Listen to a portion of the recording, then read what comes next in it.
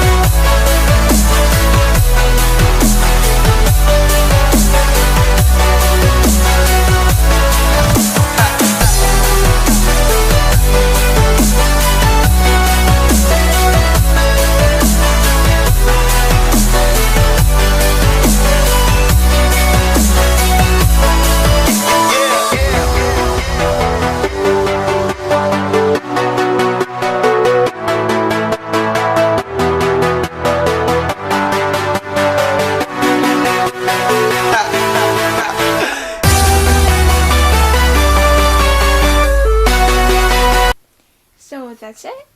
It's super cute, right? And it reminded me of a coconut. Oh, okay, the old coconut. And there's something I want to tell you guys about the power button. It's super sensitive, so let me show you how to navigate it.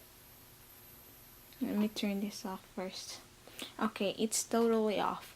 So when you turn it on, just one smooth tap, it will turn on with the LED light. But if you decided you don't want the LED light, you can tap it once. It's soft touch again. The LED light is gone. And then if you want to totally shut down, turn it off, you can touch it one more time. That's it.